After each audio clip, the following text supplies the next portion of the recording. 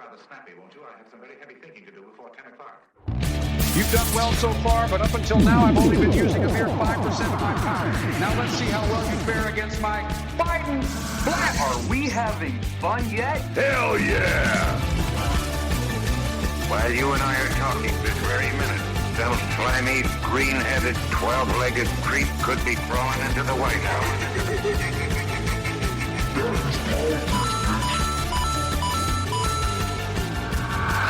After all, if our national leaders were elected on the basis of tricky slogans, our country would be in a terrible mess.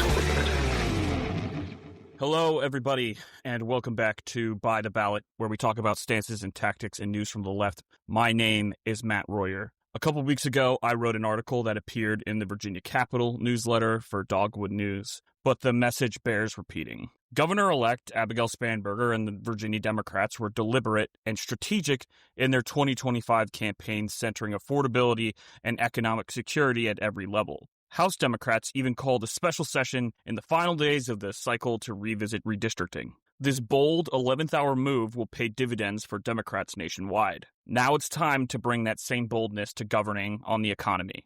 Throughout the 2025 cycle, Democrats across Virginia recognize a simple truth. The economy remains the number one issue on voters' minds. The cost of living has never been higher, and housing affordability feels increasingly out of reach for millennials and Gen Z. Virginians have been hit hard under this presidency. Hundreds of thousands lost their jobs after Elon Musk and Doge gutted the federal government, hurting not only federal workers but also the contractors who keep our economy running. During the last Democratic governorship, Virginia ranked as the nation's top state for business. Under Glenn Youngkin's final year, unemployment reached its highest levels in years. Yet, the current governor and the Republican nominee continued to cheer on Trump's every move. Winsome Sears' campaign slogan was, "Let's keep a good thing going," but Virginians knew we couldn't afford 4 more years of complicity. At the top of the ticket, Spanberger's Affordable Virginia plan contrasted sharply with Sears' record of supporting Trump's Big Beautiful Bill, legislation that raised costs for everyday Americans. Sears' response? More culture war ads about trans kids and athletes, completely divorced from the issues that voters cared about most. Spanberger, by contrast, stayed laser-focused on housing, healthcare, and energy costs,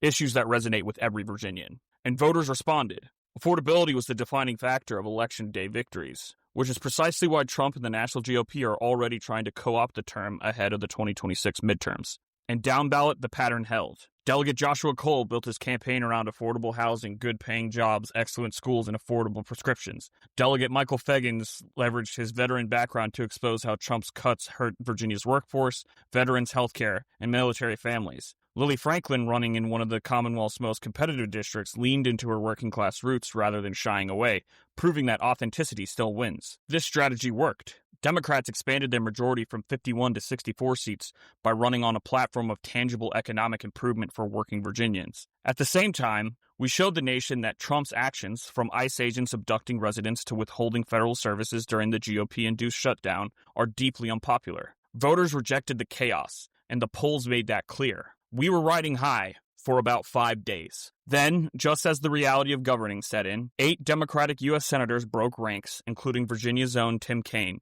to broker a deal reopening the government in exchange for almost nothing. Democrats had forced a shutdown over Republicans' refusal to extend ACA subsidies, with millions of Americans facing skyrocketing premiums. While Senator Kaine's desire to protect federal workers is understandable, it's frustrating that Senate Democrats walked away with nothing but a promise to vote on subsidies in December. A promise Speaker Johnson has already dismissed. That cave-in underscores why Virginia Democrats must now lead with urgency and conviction in the state capitol. They proved their mettle just weeks ago. Now they must bring that same bulldog spirit to governing. As the General Assembly prepares to gavel in, here are 4 key opportunities to deliver for working Virginians. The first, right-to-work repeal.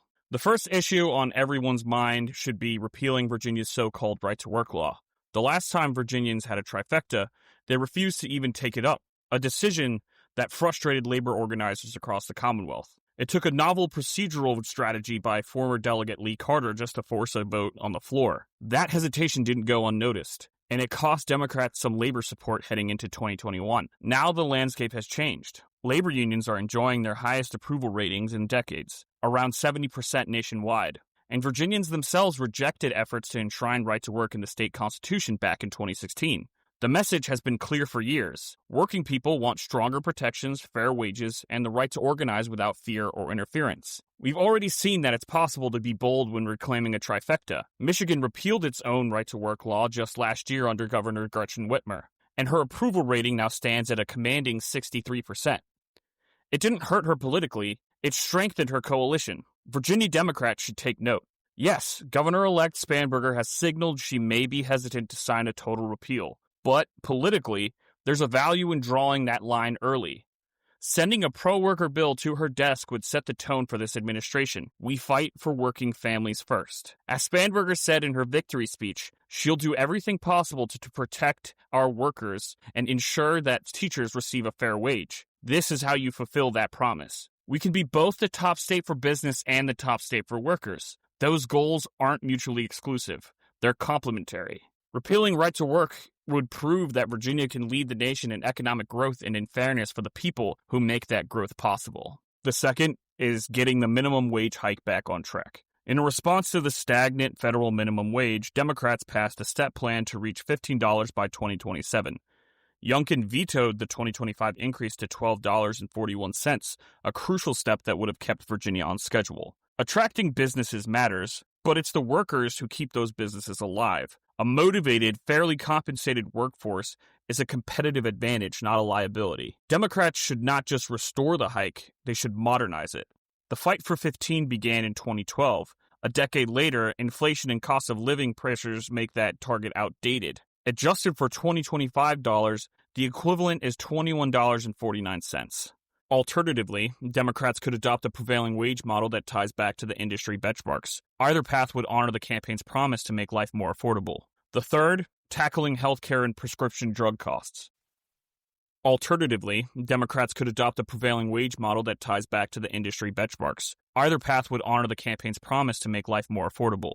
The third, tackling healthcare and prescription drug costs. With ACA subsidies in limbo and Medicaid clinics shuttering, the third is healthcare and prescription drug costs. With ACA subsidies in limbo and rural clinics shuttering after Trump's big beautiful bill, too many Virginians are losing coverage or access to affordable care. In 2018, Democrats and a Republican majority expanded Medicaid under the ACA. In 2020, they capped insulin costs at $50 a month, a move later matched by Congress at $35. Virginia could once again lead by expanding Medicaid eligibility and further capping prescription costs for seniors and low-income families. When people don't have to choose between their health and their job, the economy benefits. Healthier workers are more productive, families are more stable, and communities thrive. The fourth is addressing data centers and the cost of energy.